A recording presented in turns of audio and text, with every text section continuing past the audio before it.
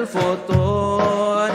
الزم بربك واترك كل دون، واسأله السلامة من دار الفتون. لا يضيق صدرك فالحديث يهون، الله المقدر والعالم شؤون.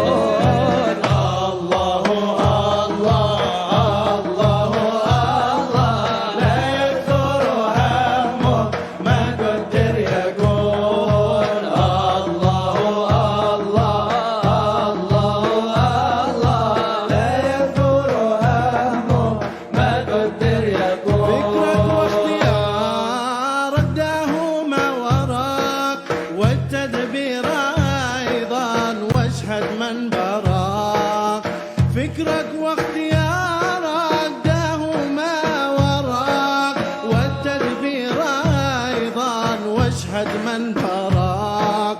مولاك المهيمن إنه يراك، فوض له أمورك واحسن في الذنوب. الله الله الله الله، لا يكثر همك ما قدر يكون. الله الله الله الله، لا يكثر همك ما قدر يكون.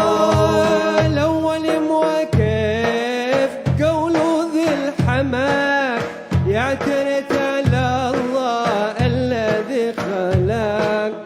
الأول موقف قوله ذي الحماك، يعترف على الله الذي خلق. وقضى وقدر كل شيء بحق، يا قلبي تنبه واترك المجون.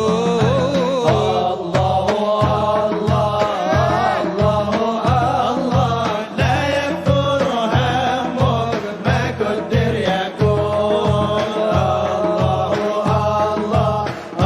الله، لا يكثر همك ما قدر يكون. قضى من تعالى بالرزق القوام، في الكتاب المنزل نورا للأنام.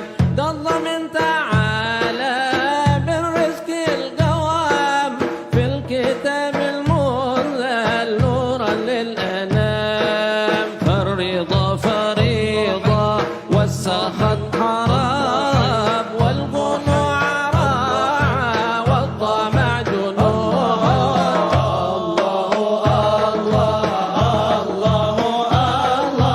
لا يكثر همك ما قدر يكون. الله لا يكثر همك ما قدر يكون. انت والخلائق كلهم عبيد، والاله فينا يفعل ما يريد. انت والخلائق كلهم عبيد، والاله فينا يفعل ما يريد. همك واتمامك ويحك ما يفيد، القضاء تقدم فاغنم السطور. الله لا يكثر همك ما قدر يكون.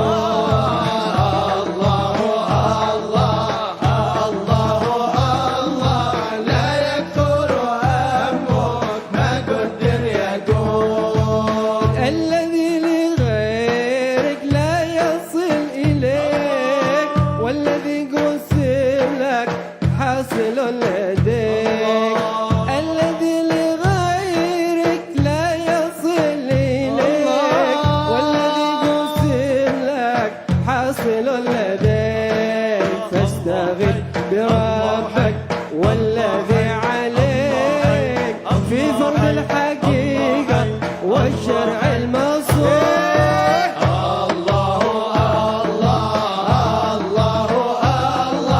لا يكثر همك ما قدر يكون.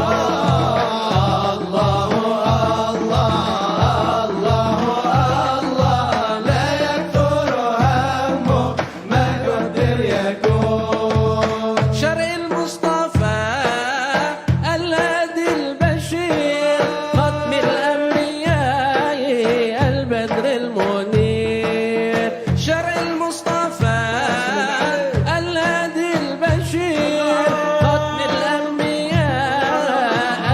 البدر المنير صلى الله عليه الرب القدير فرح الصمام لك بالوصول الله الله الله لا يكثر همك ما قدر يكون الله الله لا يكثر همك ما قدر يكون لا يكثر همك ما قدر يكون لا يكثر همك ما قدر يكون لا يكثر همك ما قدر يكون.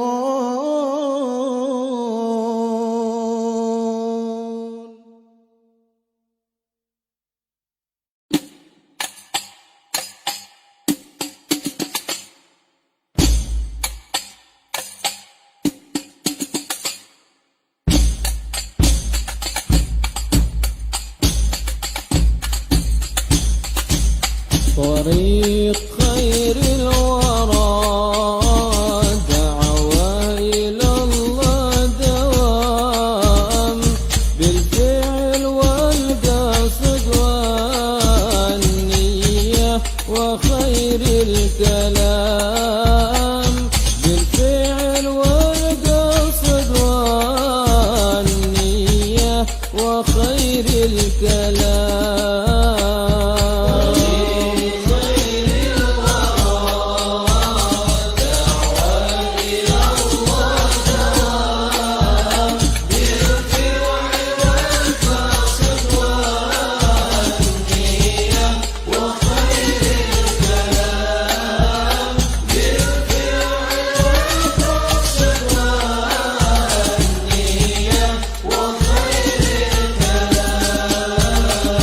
ومن تبع للنبي يرقى إلى على مقام هيا انشروا يا جماعة دعوة في الأنام بالشرق والغرب والبكرة وجنح الظلام وأبذلوا للمهاج وللحجا والحطام وأبذلوا للمهاج وللحجا والحطام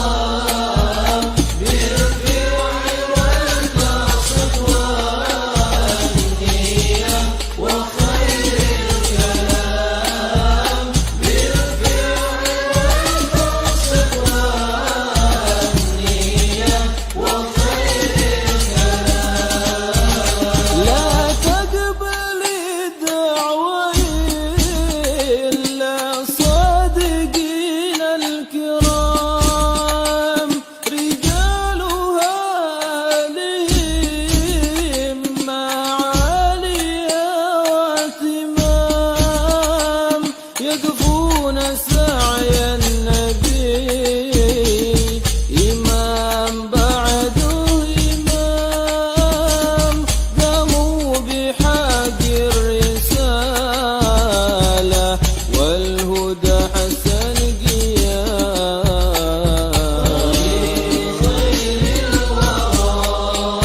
آمين. بارك الله فيك ما شاء الله. بسم الله الرحمن الرحيم. الحمد لله رب العالمين، الصلاة والسلام على أشرف الأنبياء والمرسلين سيدنا محمد وعلى آله وصحبه أجمعين. أما بعد، نوينا التعلم والتعليم، تذكر والتذكير والنفع والانتفاع والإفادة والاستفادة والحث على التمسك بكتاب الله وسنة نبيه والدلالة إلى الخير والدعاء إلى الهدى ابتغاء مرضات الله وقربه وثوابه. آمين اللهم آمين.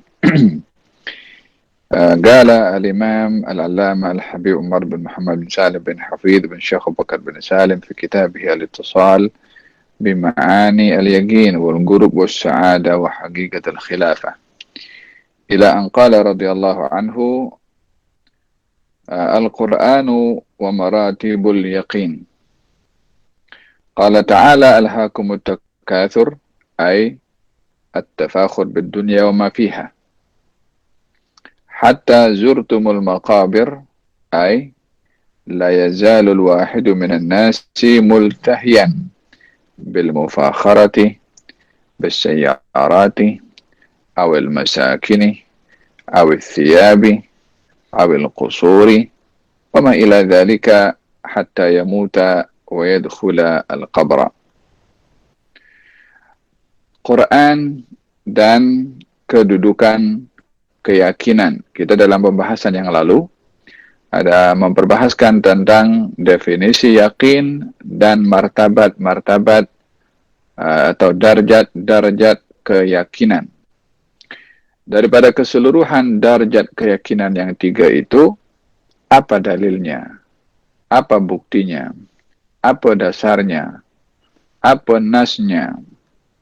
Supaya dengan adanya dalil dan nas akan menguatkan apa yang diperbahaskan sebelum ini, dan ianya bukan hanya sekedar kata-kata para ulama, melainkan ada sandaran di dalam syariat, baik itu dalam Al-Quran atau dalam hadis, sehingga apa yang kita bahaskan itu mempunyai hubung kait yang rapat dengan syariat, karena ada dalilnya. Setiap satu fakta, bila bukti kepada fakta itu daripada Quran dan juga daripada hadis, maka ianya adalah akan diterima secara mutlak, dan tidak ada i'tirad, tidak ada penolakan, tidak ada kritikan. Tetapi fakta yang dibuktikan, didalilkan dengan rasional, dengan akal pikiran, maka qabil lil intiqad, boleh untuk ditentang atau dikritik dengan dalil-dalil akli yang lainnya. Oleh sebab itu, di dalam ijtihad para ulama, ada perbezaan pendapat. Sebabnya adalah dalil yang digunakan itu berdasarkan dengan pemahaman, dan pemahaman itu hasil daripada buah fikiran akal. Maka berbeza ulama di dalam memahami, karena cara memahami itu bergantung dengan akal fikiran. Tetapi bila dalil itu adalah daripada syariat, maka dalam hal ini akal kena tunduk kepada syariat. Akal kena surrender kepada syariat. Akal kena terima pada syariat. Dalam hal ini akal tidak berhak untuk menyoal dan mendapatkan jawaban. Akal berhak untuk menyoal, namun tidak boleh menentukan syariat untuk menjawab sesuai yang diinginkan oleh akal. Ada kalanya perintah syariat itu hanya dipatuhi dan ditaati oleh akal. Contohnya, salat zuhur 4 rakaat, maghrib 3, dan subuh 2. Dalam hal ini, akal tidak boleh atau tidak ada hak untuk nak mengatakan kenapa zuhur 4, subuh 2, maghrib 3. Kenapa maghrib bukan 2, zuhur bagi 3, dan subuh jadi 4 contohnya. Di sini akal kena terima.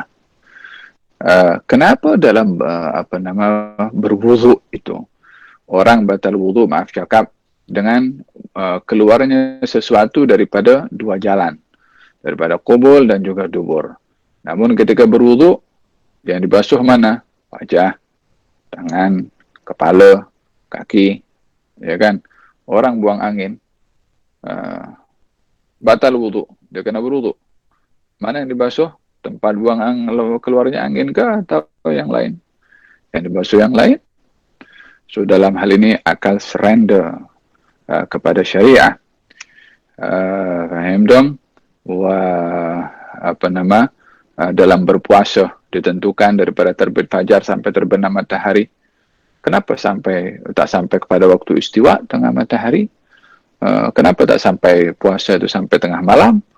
Ini semua adalah perintah-perintah syariat yang dipatuhi dan tidak ada hak akal untuk mempertikai. Kenapa tawaf 7 kali, bukan 9 kali? Bukankah 9 lebih banyak daripada 7? Kenapa sa'i itu 7 kali, bukan 14 kali? Kenapa mengelilingi Ka'bah itu tawafnya bahu kiri, dia selari dengan Ka'bah, bukan bahu kanan. Pusingan itu berlawanan dengan arah jam. Banyak lagi hal-hal yang ditentukan oleh syariat, akal hanya terima sahaja.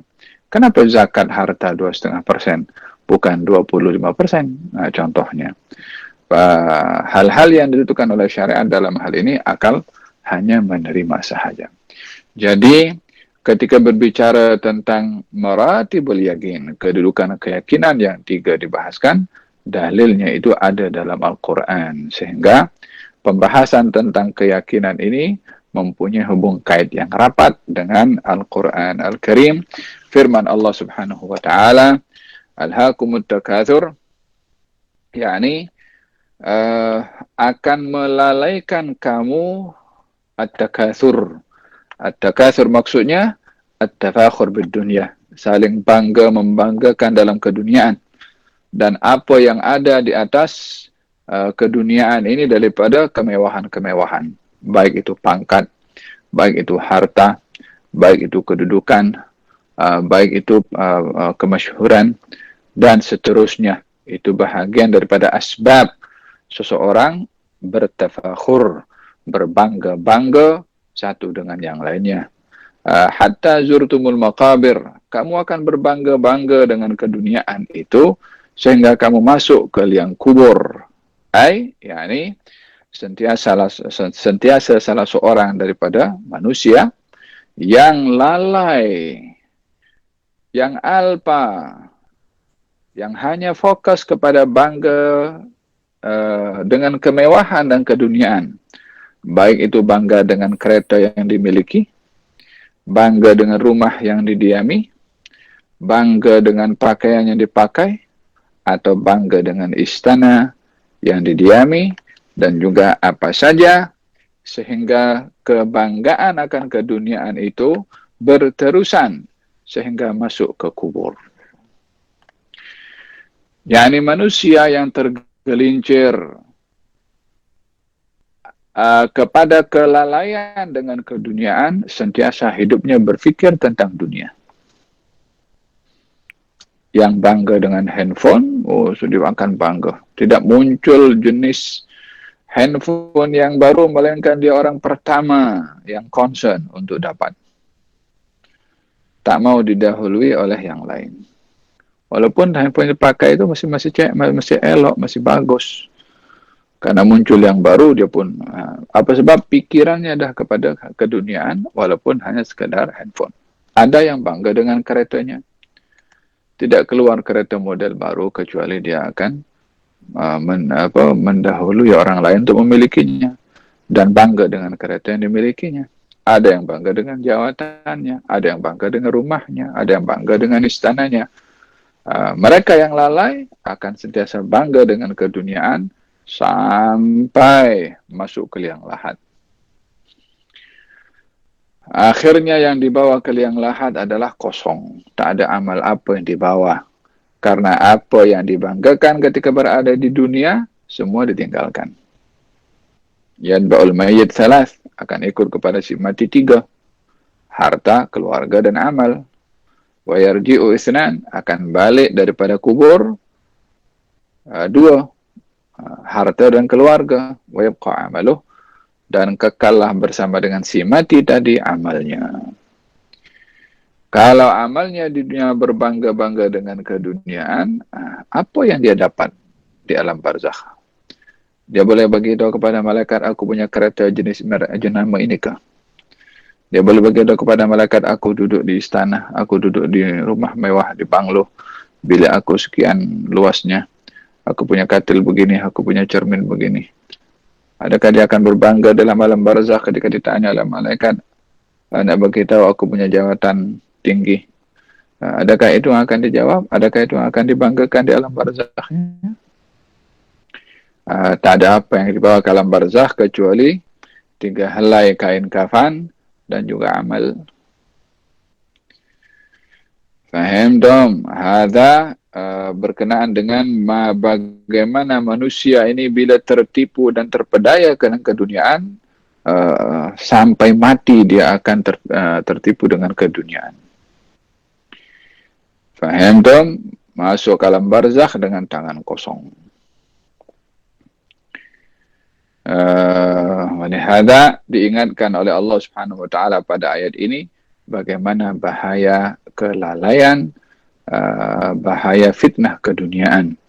Itsnan la yashba'an, ada 2 orang yang tak kenyang dalam hidup ni. Orang cari dunia dan orang cari ilmu. Semakin seorang bertambah ilmunya, semakin dia akan mencari ilmu. Demikian juga orang yang rakus kepada keduniaan, semakin bertambah keduniaannya, semakin rakus nak dapatkan keduniaan.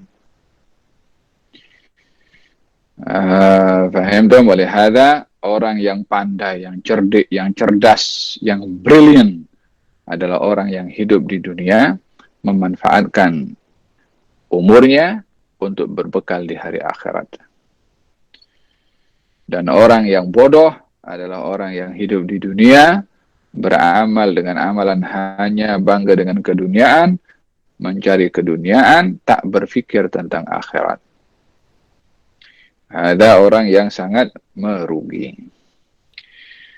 Naam, wa kalla sawfa ta'lamun thumma kalla sawfa ta'lamun. Yani kamu akan mengetahui, pasti kamu akan mengetahui hakikat apa yang akan kamu hadapi setelah kematian kamu nanti. Beriman kepada hari akhirat, beriman kepada alam barzakh adalah satu hakikat yang akan dilalui oleh setiap manusia. Kullu nafsin dha'iqatul maut. Setiap yang bernyawa pasti akan merasai kematian. Adakah Ustaz akan mati? Ustaz akan mati. Habib akan mati? Habib akan mati. Syekh akan mati? Syekh akan mati. Murid akan mati? Murid akan mati. Pemimpin akan mati? Pemimpin akan mati. Rakyat akan mati? Rakyat akan mati. Kullu nafsin dha'iqatul maut. Ada orang berfikir mungkin saya masih muda, masih lama lagi. Berapa ramai orang-orang yang kita kenal sebaya dengan kita mungkin lebih muda daripada kita dah pergi dulu. Faham dong? Ada bahagian daripada ghurur atau tertipu dengan iblis, orang yang masih mengatakan saya punya umur masih panjang lagi, belum 60 tahun lagi. Yang 60 tahun belum 70 tahun lagi. Yang 70 tahun belum 80 tahun lagi. Yang 80 tahun belum 90 tahun lagi. Tertipu. Faham dong? Sementara ajal ini tidak menunggu umur seseorang. Bila yang sudah ditentukan oleh Allah Subhanahu wa taala pasti akan tiba. Qul innal mauta alladhi tafirruna minhu fa innahu mulaqikum. Katakanlah kematian yang kamu lari daripadanya, katakanlah kepadanya yang lari daripada kematian, kematian itu akan datang secara tiba-tiba dan mengejut. Faham dong? Kalla law ta'lamuna ilmal yaqin. Kalau haqqan law anna indakum ilmul yaqin alladhi la yaqbal asyak wa la taraddud. Yani kalau kamu ada ilmu keyakinan, yani ilmu keyakinan maksudnya ilmu yang mantap yang tidak ada keraguan-raguan. La tarabunnal jahim. Tusyahidunaha bi absarikum wa basairukum. Kalau kamu tahu atau memiliki ilmu yakin, apakah ilmu yakin? Ilmu yang meyakinkan, yang tidak ada keraguan-raguan pada ilmu itu. Ilmu apa itu? Ya ilmu iman, ilmu syariah, ilmu apa yang Allah janjikan. Itu bahagian dari berita-berita yang disampaikan oleh Allah dalam Quran, semuanya ilmu yakin. Berita-berita yang disampaikan oleh Nabi dalam hadis semuanya ilmu yakin. Yani tak ada keraguan-raguan. Allah beritahukan ada pahala, pasti ada pahala. Allah beritahukan ada hukuman, pasti ada hukuman. Faham dong? Ilmu yaqin, ilmu yang tidak ada keraguan-raguan. Walihada, seorang muslim dan mukmin memiliki, hendaklah mempunyai ilmu yaqin, wajib punya ilmu yaqin. Tidak boleh ragu-ragu dengan apa yang disampaikan oleh Allah dan juga oleh Rasulnya. Naam, la tarawunnal jahim. Kalau kamu punya ilmu yaqin itu, kamu akan melihat neraka jahim dengan mata kamu dan juga mata hati kamu. Thumma la tarawunnaha 'ainal yaqin. Kemudian kamu pasti akan menyaksikannya neraka Jahannam tadi atau Jahim tadi, ainul yaqin, ainal yaqin. Yani secara hakikatnya. Kalau tadi ilmu yang tidak menerima keraguan-raguan, sekarang nyata nampak di hadapan mata. Ada berkenaan dengan macam mana melihat neraka Jahim.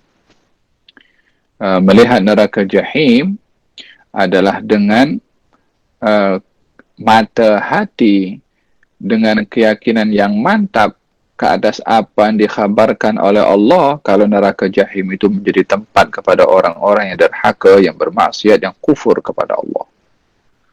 Walaupun hari ini neraka belum ada penghuni, namun keyakinan kita dengan ilmu yaqin dan juga ainul yaqin, ia menjadi tempat kepada orang-orang yang derhaka kepada Allah satu hari nanti. Seperti juga ilmu yaqin dan ainul yaqin tentang syurga yang menjadi tempat kepada orang-orang yang beriman dan beramal saleh. Semoga kita termasuk daripada orang-orang beriman dan beramal saleh. فَأَمَّا الَّذِينَ يَدْخُلُونَ إِلَى النَّارِ وَيَذُوقُونَ عَذَابَهَا فَهُمْ أَهْلُ حَقِّ الْيَقِينِ. Adapun orang-orang yang sudah masuk dalam neraka dan merasai azabnya, maka mereka akan termasuk daripada golongan haqqul yaqin. Maksudnya, rasa betul macam mana itu neraka. Seperti juga orang yang merasai syurga dengan kenikmatannya ketika berada di dalamnya, mereka adalah haqqul yaqin, nyata rasa betul berada di dalam syurga. Jadi kedua-duanya akan mendapati haqqul yaqin yang baik, akan mendapatkan haqqul yaqinnya rasa dan nikmat syurga. Yang bermaksiat, yang kufur, akan mendapatkan haqqul yaqin dengan menyaksikan dan merasai pedihnya azab api neraka. Qala ta'ala, fa'amma in kana minal muqarrabin farawhu wa rayhanu wa jannatu na'im wa amma in kana min ashabil yamin fasalamun laka min ashabil yamin wa amma in kana minal mukadzibin ad-dallin fanuzulun min hamim wa tasliyatu jahim inna hadha lahuwa haqqul yaqin. Ay dhawqun wa musyahadatun wa waqi'un yudrikunahu wasataha. Yani mereka watasliyatu jahim, yani orang-orang yang sesat itu akan dimasukkan ke neraka jahim. Ketika masuk dalam neraka jahim, mereka baru merasakan haqqul yaqin tentang neraka yang diberitahukan kepada mereka ketika mereka berada di dunia, yang mereka enggan untuk beriman, mereka enggan untuk menerima, mereka mengingkarinya. Saat mereka masuk, barulah mereka akan melihat bagaimana hakikat dan benarnya apa yang mereka dengar sebelum ini ketika berada di dunia, namun mereka ingkar. Dzauqun, mereka akan rasa dahsyatnya neraka jahim. Musyahadatun, mereka akan tengok dengan mata mereka sendiri macam mana neraka jahim. Dan juga bagaimana dahsyatnya kepedihan yang mereka rasa di neraka jahim. Inna hadza lahu haqqul yaqin fasabbih bismi rabbikal azim. Idzan, kata penulis, fawajibu kulli wahidin minkum an yakuna ala azimatin qawiyyah. Kewajiban bagi kamu semua memiliki azam yang kuat, an la yansarif 'anid dunya illa wa indahu ilmul yaqin wa ainul yaqin.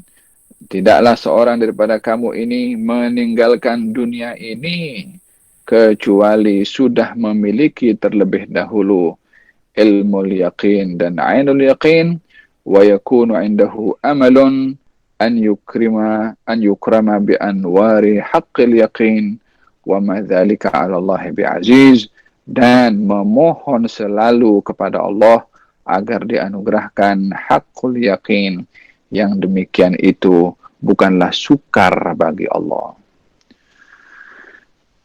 Yang menyelamatkan seseorang di dunia dan juga di akhirat nanti bila ia memiliki ilmu yaqin dan ainul yaqin.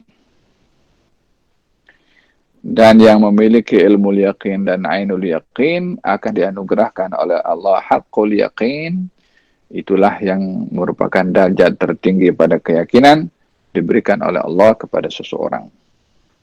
Alamatus sidqi fi talabi maratibil yaqin. Apa tanda-tandanya orang itu akan mendapatkan keyakinan-keyakinan? Yani kalau teorinya kita tahu yakin itu ada 3, macam mana kita nak dapat? Apa tandanya orang kalau sudah dapat ilmu yaqin? Katanya, alamatus sidqil amali wa sidqir raja'i lil wusuli ila maratibil yaqin hiya al-istidadul kamil litanfidhi awamirillahi wajtinabi nawahih.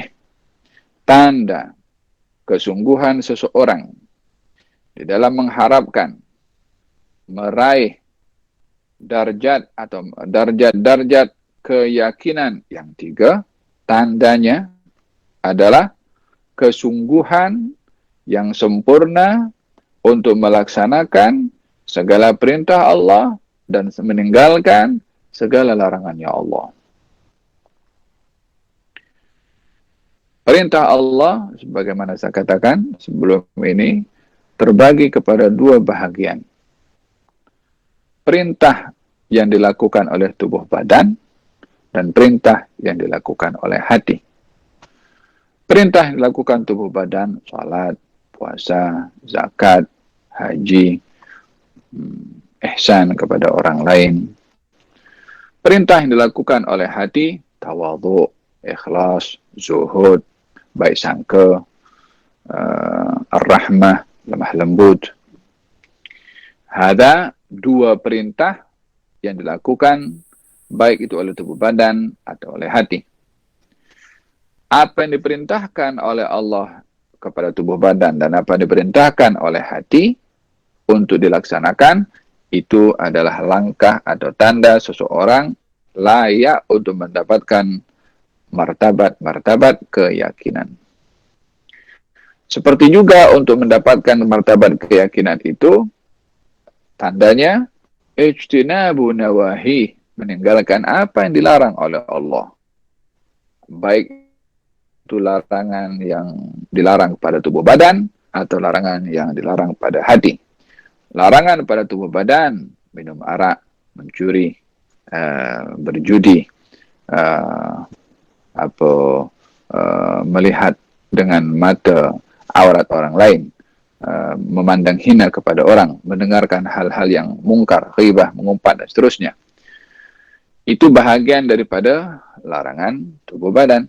Larangan hati, takabur, sombong, bangga diri, buruk sangka kepada orang, rakus, tamak. Kesemua itu bahagian daripada larangan-larangan hati. Bila kedua-duanya itu ditinggalkan, larangan yang ditujukan kepada tubuh badan dan juga hati, maka itu adalah tanda seseorang dapat meraih martabat dan darjat keyakinan. Kemudian yang berikutnya, wadda'wa ilallahi ala basiratin. Tandanya seseorang itu layak untuk mendapatkan martabat-martabat keyakinan, ad-da'wa ilallah. Mengajak orang kepada Allah, berdakwah. Dan berdakwah ala basirah. Yani berdakwah itu bukan hanya semangat saja berdakwah. Tidak. Berdakwah itu mesti ada dasar, mesti ada asas, mesti ada basic. Nak mengajak manusia kepada Allah mesti ada ilmu. Nak mengajak manusia kepada Allah mesti ada istiqamah pada diri sendiri. Nak mengajak manusia kepada Allah, mesti dia layak untuk menjadi contoh. Yakni bersedia untuk menjadi contoh kepada orang. Faham dong? Sehingga dengan demikian, dakwah ini adalah satu amanah yang besar. Ianya bukan sekadar hanya menang dalam satu pertandingan dekat TV, kemudian nak jadi pendakwah tanpa memastikan terlebih dahulu ilmunya daripada mana, kemudian istiqamahnya macam mana, penghayatan kepada ilmunya macam mana, amal dengan ilmu yang didapat macam mana, akhlaknya macam mana. Dakwah ini bukan pentas untuk mendapatkan publicity, penilaian daripada orang, lalu dia boleh menjadi pendakwah. Tak seperti itu. Faham dong? Dakwah ini adalah mimbarnya Rasulullah. Dakwah ini platformnya para nabi dan para rasul, sehingga seseorang bila ingin berdakwah tahu kalau dirinya sedang berada pada platform para anbiya dan juga para rasul. Qul hadhihi sabili ad'u ila Allah ala basiratin ana wa man ittaba'ani. Nah. Kemudian tanda yang keempat seorang itu layak untuk mendapatkan darajat keyakinan, tathhirul qalbi min al-awsafil qabihah. Membersihkan hati daripada sifat-sifat yang buruk, daripada sifat hasad, daripada sifat dengki, daripada sifat benci, daripada sifat buruk sangka, daripada sifat rakus, daripada sifat tamak, daripada sifat lalai, ghaflah, daripada sifat takabur, dan sifat-sifat yang dibenci dalam hati dibersihkan, maka layaklah hati itu untuk mendapatkan darjat-darjat keyakinan seperti disebutkan sebelum ini. Wallati min ashaddiha mahabbatul faniyati wattakalubi 'alaiha wal ightirari biha.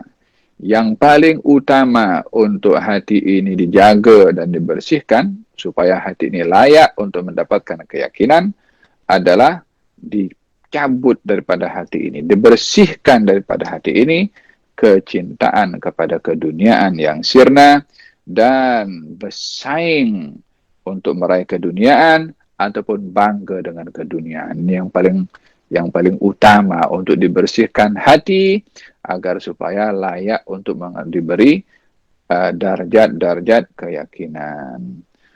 Faqad arsalallahu ar-rusula liyuhadziruna min al-ightirar bil faniyat mahma kanat hadhihi al-faniyat wa madhahiruha wa zakharufuha. Allah menghantarkan para rasul untuk mengingatkan kepada kaumnya daripada bangga dengan keduniaan yang sirna dalam bentuk apapun keduniaan itu, dalam bentuk apapun keindahan pada dunia itu, untuk tidak tertipu dengan keindahan keduniaan. Wal haqqu yadribu lana amthalan. Allah Subhanahu wa taala ada menceritakan beberapa contoh dalam Al-Qur'an. Yaqulu Subhanahu wa taala, al-malu wal banuna zinatul hayatid dunya wal baqiyatus salihatu khairun 'inda rabbika thawaban wa khairun amala. Harta dan anak-anak zinatul hayatid dunya, perhiasan kehidupan keduniaan. Sehingga digambarkan pada ayat ini harta dan anak-anak yang menjadi cabaran kepada tuan punya harta dan juga orang tua kepada anak-anak.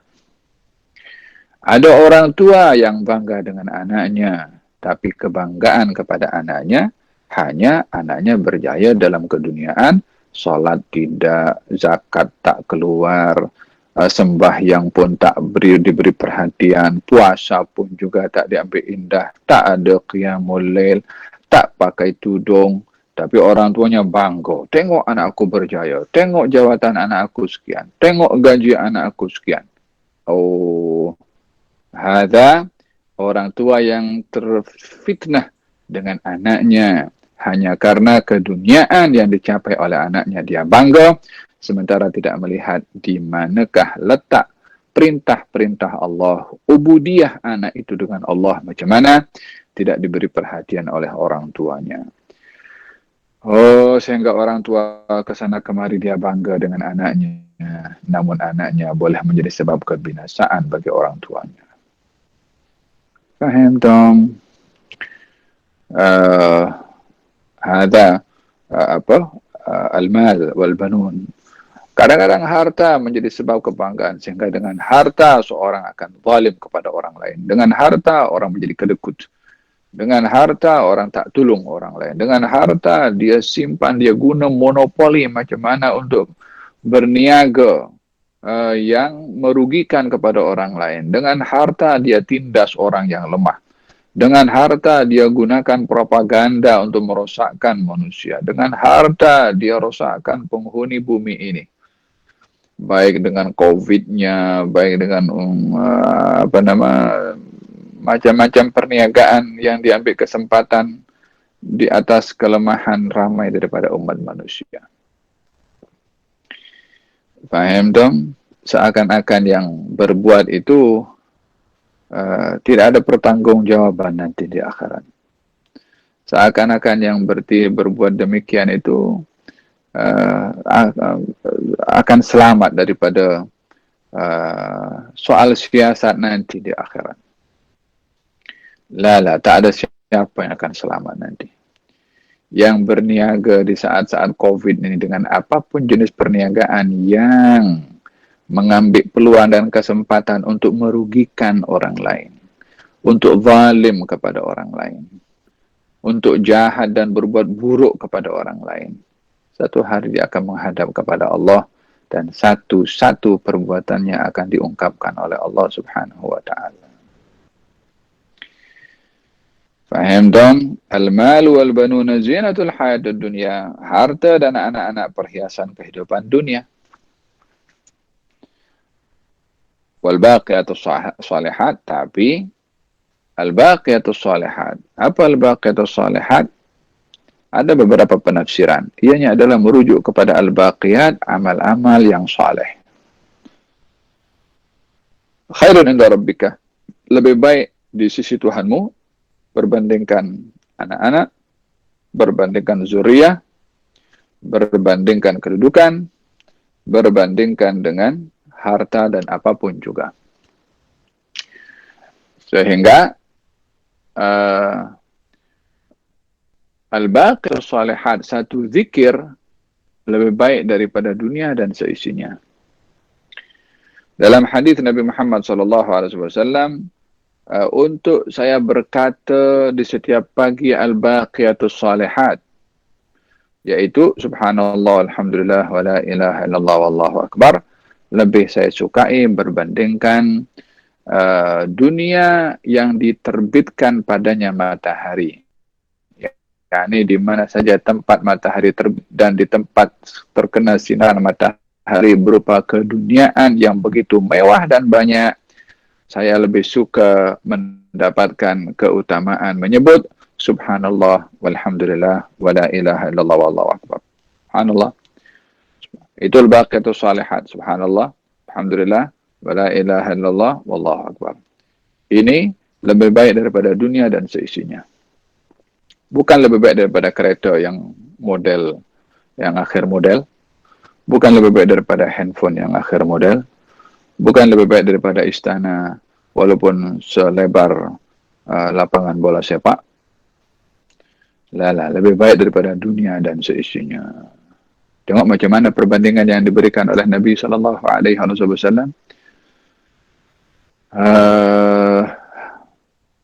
Ada berkenaan dengan al-baqiyatu as-salihat. Wa yaqul subhanahu wa ta'ala, inna ja'alna ma 'alal ardi zinatan laha, inna ja'alna ma 'alal ardi zinatan laha linabluwahum ayyuhum ahsanu amala wa inna la ja'iluna ma 'alaiha sa'idan juruza.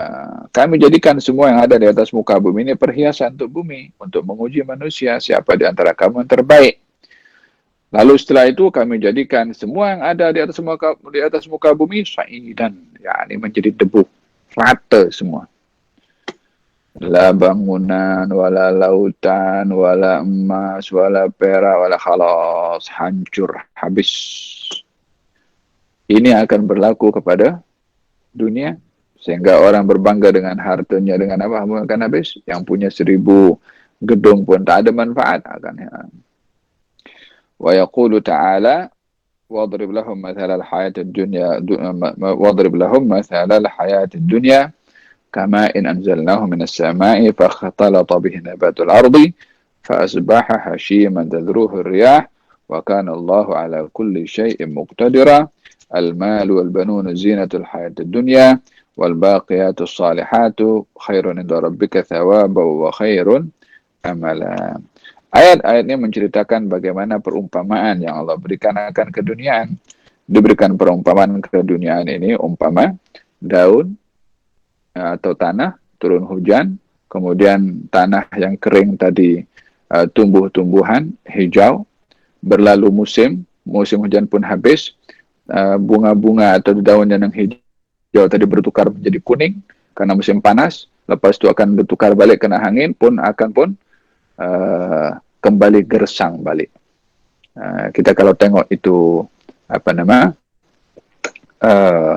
dokumentari, ya kan, satu kawasan di Afrika ke di mana kan, kalau sedang turun hujan subur hijau, nanti berlalu musim panas gersang, gersang, binatang-binatang pun pindah tempat lain.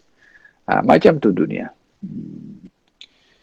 Faham tom? Ada perumpamaan ke dunia yang diberikan Allah dalam Al-Quranul Karim. Wa yaqulu wa'lamu annama al-hayatud dunya la'ibun wa lahwu zinatun wa tafakhurun bainakum wa takathurun fil amwali wal awlad. Fahada khulasatu jami'i ma inda an-nasi fi hadzal 'alam min ghairil mu'minin wa laysa 'indahum ghairu hadza. Kesimpulannya, apa yang dimiliki oleh orang-orang yang ada di atas muka bumi ini daripada mereka yang tidak beriman, hanya mahu dapat keduniaan. Apa tujuannya dapat keduniaan? La'ibun walahwun.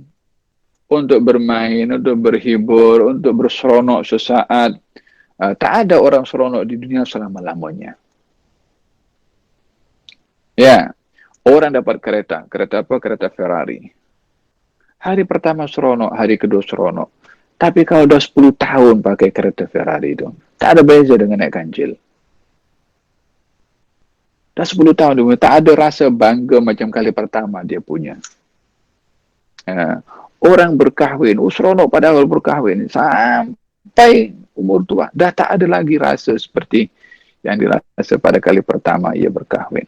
Semuanya tak ada yang kekal dalam kenikmatan ini. Hidup di rumah sebesar apapun juga, dah 40 tahun duduk rumah tu, dah tak ada beza, macam tu je. Berapa ramai orang duduk rumah besar, dah tinggal lama-lama akan susah nak bersihkan, susah nak sapu susah nak kemas, pindah rumah kecil balik. La haula wala quwwata illa billah. Tak ada kesenangan yang kekal abadi. Kesenangan yang ada dalam hati. Naik kereta kancil ke atau naik kereta Ferrari, tak ada beza. Naik kereta BMW ke, naik kereta Mercy, naik kereta Gentoo ke, naik kereta Proton, tak ada beza. Kesenangan ada di dalam hati. Kesenangan itu diberikan oleh Allah kepada orang beriman dan beramal saleh.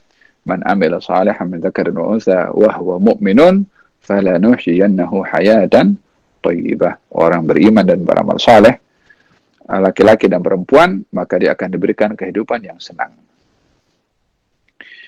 Orang-orang yang tidak beriman di dunia ini dengan apa yang mereka miliki daripada keduniaan, hanya mempunyai la'ibun wa lahwun wa zinatun wa tafakhurun bainakum wa takathurun fil amwali wal awlad. Mereka hanya bermain, berhibur, berseronok, berhias, berbangga-bangga, memperbanyak harta dan pengikut satu dengan yang lain, saling berbangga dengan anaknya, dengan pengikutnya. Ma masaluha, orang yang ada harta, yang berhibur, yang seronok, yang enjoy, yang semua. Apa penghujungnya? Apa perumpamaan mereka itu? Qal kamathali ghaithin a'jabal kuffara nabatuhu thumma yahiju fatarahu musfarran thumma yakunu hutama wa fil akhirati 'adzabun syadidun wa maghfiratun minallahi wa ridwan wa mal hayatud dunya illa mata'ul ghurur. Perumpamaan orang yang hidup di dunia yang bangga dengan harta ini, yang rakus kepada harta, yang menginginkan tahta, yang menginginkan kedudukan dan pangkat, yang hanya itu tujuannya dalam hidup, umpama hujan yang turun, membasahi tanah, dan tanah itu akan subur menghijau dengan turunnya hujan, kemudian tanah yang subur tadi akan bertukar menjadi kering dedaunannya dan menguning, karena terik panas matahari, kemudian dedaunan yang kering tadi akan terlepas daripada rantingnya, yakni akan runtuh. Musim musim gugur. Khalas, kita nampak satu kawasan kan, satu kawasan penuh dengan bunga cantik, pokok itu dipenuhi dengan bunga bila musim tertentu. Berlalu musim yang lain, satu bunga pun tak nampak, hanya rantingnya saja ada. Ya kan? Macam tu dunia. Orang yang bangga dengan keduniaan macam tu juga. Fatarah musfarran thumma yakun hutama. Kalau sudah binasa keduniaannya, perumpamaan kedunia itu diumpamakan dengan dedaunan yang kering yang dihembus angin, terbang semuanya. Khalas. Tak ada wujudnya. Apa yang wujud? Wa fil akhirati adzabun syadid. Di akhirat nanti hanya ada dua. Azab atau ampun daripada Allah.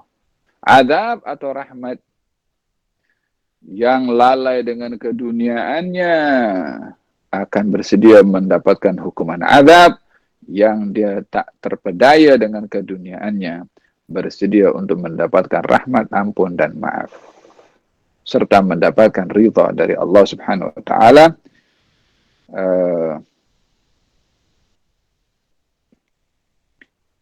Ini bahagian daripada tanda-tanda orang layak untuk mendapatkan keyakinan.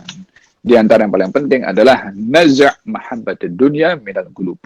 Mencabut kecintaan kepada keduniaan daripada hati, membersihkan hati daripada rakus akan keduniaan, dijadikan keduniaan hanya di tangan, bukan di dalam hati. Hati bersedia untuk ditempatkan dengan keyakinan kepada Allah, baik itu pada ilmu yaqin, ainul yaqin, dan haqqul yaqin. Semoga Allah menganugerahkan kepada kita ilmu yaqin, ainul yaqin, haqqul yaqin. Allah bimbing kita untuk melangkah mengambil asbab, meraih keyakinan-keyakinan tadi, dan Allah bersihkan hati dan jiwa kita daripada terpedaya akan keduniaan, dijadikan dunia ini sebagai laluan menuju akhirat. Dijadikan keduniaan ini tempat untuk menanam, bekerja untuk mendapatkan dunia, tapi untuk menanam, bukan untuk menjadikan keutamaan berbandingkan akhirat. Dan moga-moga Allah Subhanahu wa taala lindungi kita daripada tergelincir daripada fitnatud dunia, dan moga-moga Allah Subhanahu wa taala selamatkan kita daripada segala fitnah. Amin, amin, amin. Al-Fatihah. Rasulullah أن الله سبحانه وتعالى ينفعنا بما تعلمنا وما قرأنا وارزقنا علما نافعا ورزقا واسعا وعملا متقبلا وإلى حضرة النبي محمد صلى الله عليه وسلم. الفاتحة. بسم الله الرحمن الرحيم. الحمد لله رب العالمين الرحمن الرحيم مالك يوم الدين. إياك نعبد وإياك نستعين صراط الذين أنعمت عليهم غير المغضوب عليهم ولا الضالين. اللهم صل وسلم على سيدنا محمد علينا نكتب صلى الله عليه وسلم. الحمد لله رب العالمين. تقبل الله منكم.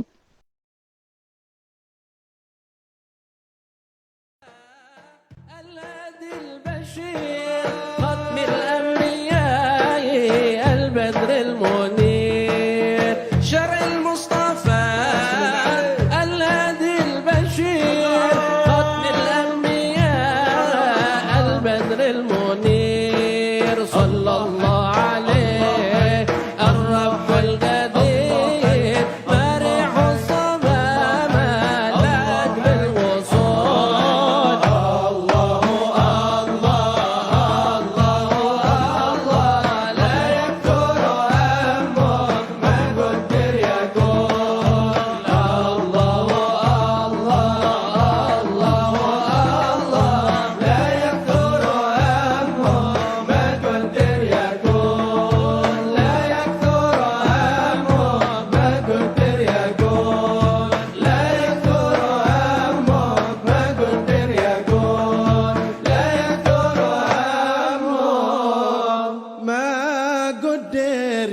يعلمون